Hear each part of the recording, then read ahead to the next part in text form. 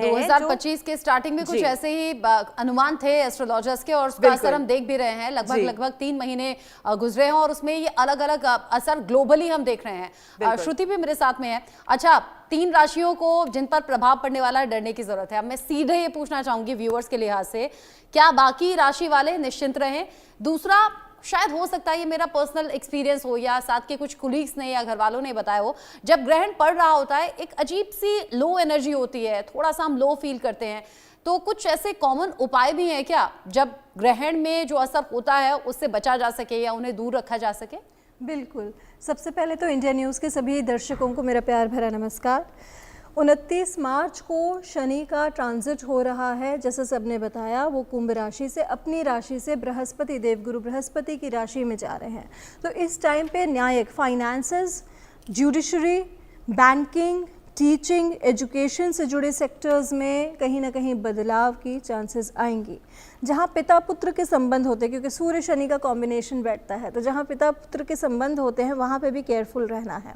जिनकी ढैया लग रही है वो है सिंह राशि और धनु राशि, उन्हें केयरफुल रहना है। Work and finances related problem आ सकती है, पेरेंटल हेल्थ को लेकर आपको केयरफुल रहना है। और जिनकी 7.5 चल रही है, तो 7.5 शुरू हो रही है, जैसे मेरे प्यारे दोस्तों ने बताया, मेष राशि की 7.5 शुरू हो रही है, पीक पे आएगी मीन राशि की 7.5, और इसमें 6 ग्रहों का ट्रांजिट है। वीनस रेट्रोग्रेड, मर्क्यूरी रेट्रोग्रेड, सूर्य, शनि, राहु, चंद्रमा। तो खासकर पाइसियंस के लिए ये टाइम पीरियड बहुत अच्छा नहीं रहेगा रिलेशनशिप पॉइंट ऑफ व्यू से। और उसके बाद जो है तीसरी राशि जिसकी उतरती हुई 7.5 है, वो है कुंभ राशि। तो इन तीनों को फाइनेंशियल लॉसेस की संभावनाएं बहुत तेज़ हैं। सूर्य ग्रहण का जो प्रभाव पड़ता है वो अगले 2 महीने तक पड़ता है। चंद्र ग्रहण का जहाँ 30 दिन तक पड़ता है, वहीं ये जो है अगले 2 महीने तक पड़ता है, क्योंकि एक ही सौर मास में आने वाला ये ग्रहण जो है वो डिफरेंट कहलाता है। हालांकि हम अगर देखें तो चैत्र मास जो लग रहा है वो लग रहा है नव संवत्सर, हिंदू नव संवत्सर 30 मार्च से। तो ये सौर मास एक ही हो जाने के कारण इसमें प्रॉब्लम्स बढ़ती ही हैं। अब क्योंकि ये वाटर रिलेटेड राशि में जा रहा है और शनि, राहु, सूर्य तीनों का कॉम्बिनेशन है, तो इस चीज़ का ध्यान रखना है। वाटर रिलेटेड प्रॉब्लम्स आ सकती हैं, गंदा पानी मिलने की संभावनाएं हैं, गंदगी पानी से जुड़ी बहुत हो सकती है, वाटर बेरिंग एरियाज़ में अर्थक्वेक के चांसेस हैं, और सोलर पावर या हाइड्रोथर्मल पावर से जुड़े सेक्टर्स को बहुत केयरफुल रहने की संभावना है। इस टाइम पे हर इंसान को कहीं ना कहीं मन में उथल पुथल, क्रोध, डिप्रेशन, एंग्जाइटी, हर तरीके की फीलिंग्स आती हैं। ये मैं इतने सालों से नोटिस करते हुए आ रही हूँ। आपने करना क्या है, आप जिस भी इष्ट को मानते हैं उनका ध्यान करें। जो भी इष्ट है, चाहे आप हरे कृष्ण कृष्ण कृष्ण हरे हरे, हरे राम राम राम हरे हरे करें, पर आप सूर्य देव के मंत्रों का जो है वो ध्यान करें। राम रेम रोम स सूर्याय नमः कर सकते हैं, आदित्य हृदय सूत्र का पाठ कर सकते हैं, शम शनैश्चराय नमः। जिनकी ढैया चल रही है, जिनकी 7.5 चल रही है, जिनकी शनि की महादशा चल रही है, या शनि कहीं ना कहीं इनके काम को या फाइनेंसेस को प्रभावित कर रहा है, तो उनके लिए ये इम्पॉर्टेंट रहेंगे मंत्र। और जो भी आप इष्ट मानते हैं, क्योंकि सूर्य ग्रहण के समय माना जाता है कि जो भी आप जाप करते हैं उसका लाखों करोड़ों में आपको फल प्राप्त होता है। इसका ये मतलब नहीं है कि आपने एक जाप कर लिया तो आपने 1 लाख जाप कर लिया, फल प्राप्ति उतनी होती है। तो आप सूर्य ग्रहण के समय पर जितने मंत्रों का जप करते हैं उतना ही आपके इष्ट जो हैं वो आपसे प्रसन्न होते हैं। और इसके बाद बहुत इंपॉर्टेंट है आपकी डोनेशंस, जो आप दान करते हैं। तो आप अपनी राशि के अनुसार जो आपको सही लगे वो दान करें। बेस्ट चीज़ें होंगी काली चीज़ों का दान करना, वो बेहतर रहेगा, सिवाय तुला राशि के। तुला राशि के लिए शनि बहुत अच्छा है, तो उनको तो काली चीज़ों का दान नहीं करना है, बाकी सारी राशियां कर सकती हैं। और ये हम बचपन से देखते भी आए हैं, घरों में जो बड़े रहते हैं हमारे, वो कहते हैं कि भाई ग्रहण हुआ है तो कुछ दान दे दिया जाए। अच्छा, हम ये शो कर ही रहे मान्या, लेकिन देखिए लोअर ब्रेकिंग आप देख रही होंगी, म्यांमार में आया है बहुत जोरदार भूकंप, रिक्टर स्केल पर 7.2 इसकी तीव्रता है।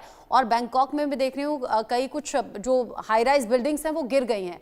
हम अभी आपदा की बात कर ही रहे थे, ग्लोबली इम्पैक्ट की बात कर ही रहे थे। ये कोइंसिडेंस है क्या कि कल ग्रहण है और आज ये सब कुछ हो गया? देखिए, जब ये ब्रह्मांड में जब चेंजेस आते हैं ना, तो उसके इफेक्ट्स जो है ना 1 या 2 दिन पहले से ही दिखने को मिल जाते हैं। और देखिए हम किस तरीके से देख ही रहे हैं। अगर आपको याद हो, हमने जब प्रिडिक्शन करी थी 31st को भी, जब हमने प्रिडिक्शन करी थी, लेकिन 1st को किस तरीके से अर्थक्वेक्स आए थे एंड वो हमें देखने को मिले थे। तो ये जो है ना कहीं जो है प्लैनेट्स हमें जो है कोई एक चेतावनी दे रहे होते हैं। मैं फिर भी कहूंगी सोलर एक्लिप्स से या फिर ये इतने बड़े प्रिडिक्शन से जो हम सैटर्न की कर रहे हैं कि मीन राशि में जा रहा है, यहाँ जा रहा है, घबराने की ज़रूरत नहीं है। काम डाउन होके अपने उन अनडिस्टर्ब्ड प्रॉब्लम्स को, जो डिस्टर्ब्ड प्रॉब्लम्स हैं जो आपके बैक ऑफ द माइंड पड़ी हुई हैं, सिर्फ उनको रिजॉल्व करने की ज़रूरत है। जब भी कभी प्लैनेटरी शिफ्ट होता है तो वो आपके ही जो है बेटर के लिए होता है, बेटरमेंट के लिए होता है। अब मैं यहाँ आपको एक छोटा सा चीज़ बताऊंगी। जहाँ राशियों की बात आती है तो मेष राशि वालों को ना ट्रैवलिंग से जो है ट्रैवलिंग अवॉइड करनी चाहिए। इस टाइम पे अगर वो स्पिरिचुअल जर्नी पे जाते हैं उनके लिए बहुत ही अच्छा रहेगा।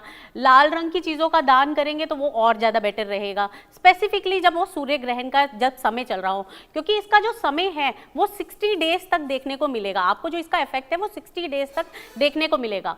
हिमाचल रीजन में डेफिनेटली, जिस तरीके से श्रुति जी ने कहा कि कैसे प्रॉब्लम्स आने वाली हैं, तो हिमाचल रीजन में कोई ना कोई धार्मिक नेता की वजह से, कोई उसके वर्ड्स की वजह से या उसके कोई एक ऐसी स्टेटमेंट की वजह से कोई प्रोटेस्ट होता हुआ दिख रहा है।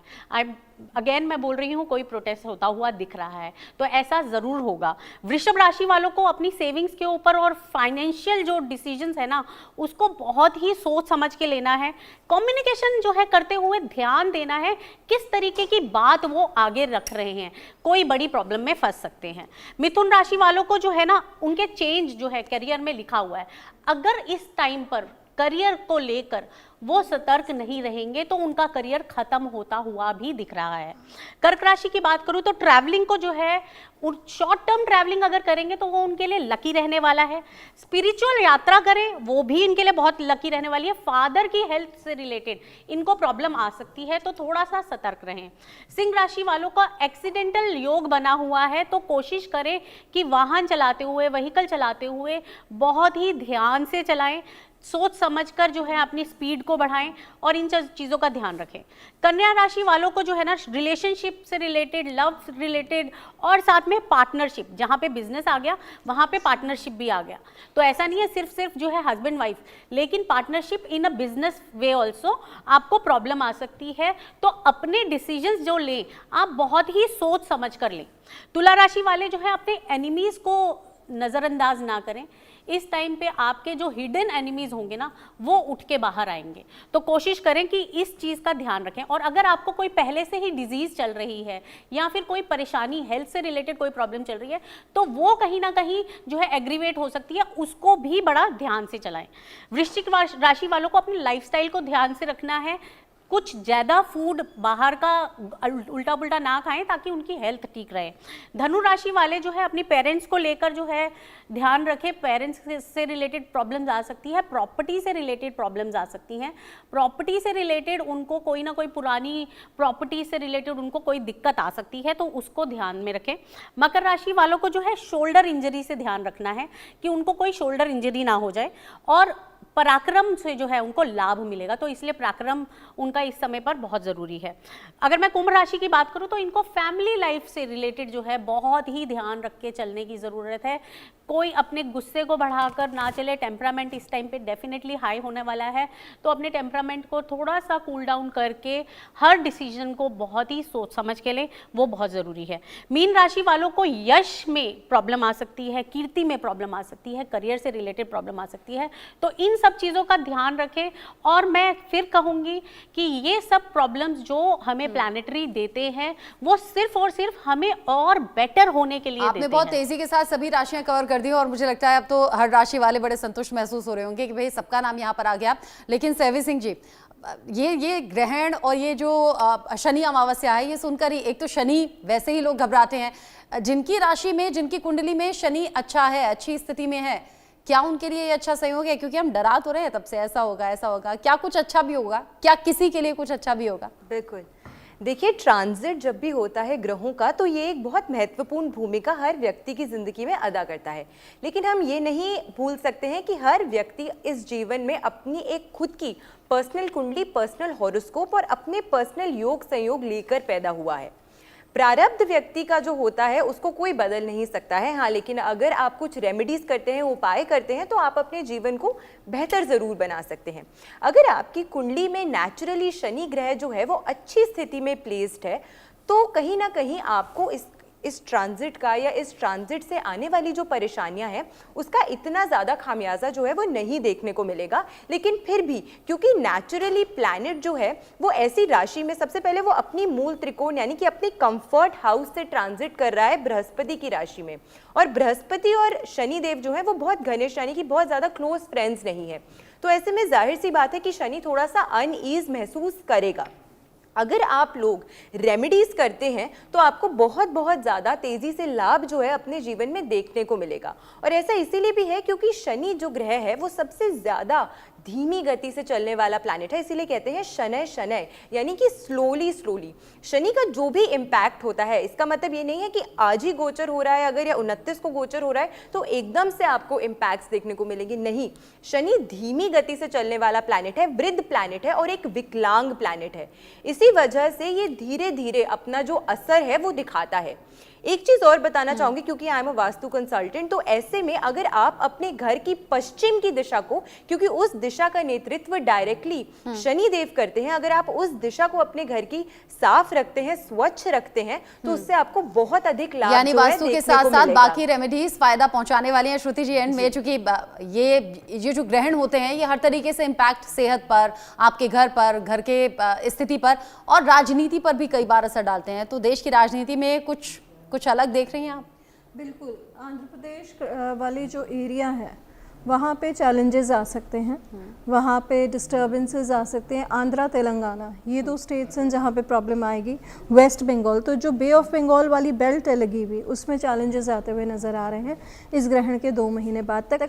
एंड स्पेशली शनि सूर्य जब तक साथ में रहेंगे इस बेल्ट में कहीं ना कहीं चैलेंजेस आएंगे। तो राजनीतिक तौर पर मैं कहूँगी अभी तो नहीं, बट ये सैटर्न का जो ट्रांजिट हो रहा है जून से लेकर अगस्त तक का जो टाइम पीरियड रहेगा, ये किसी बड़े राजनेता का जो है प्रॉब्लम क्रिएट करेगा। किसी बड़े राजनेता की लाइफ को भी थ्रेट हो सकता है इस टाइम पीरियड में, और किसी बहुत बड़े सदी के अभिनेता के लिए भी बहुत प्रॉब्लम्स लेकर आ सकता है। आपने बहुत बड़ी बात कह दी है कि देश के किसी बड़े राजनेता पर इसका असर हो सकता है या किसी फेमस सेलिब्रिटी, कोई बड़े चेहरे पर इसका असर हो सकता है। हालांकि जो डराने वाली बातें हैं वो भी आपने साफ बताई हैं तीनों ने ही, और जो रेमेडीज हैं जिससे फायदा हो सकता है वो भी आप तीनों ने ही बहुत आसान भाषा में हमारे दर्शकों को बताया। तो श्रुति द्विवेदी जी, सेवी सिंह जी, मान्या अदलखा जी, बहुत शुक्रिया आप तीनों का ही स्टूडियो में आने के लिए और ये खास जानकारी सूर्य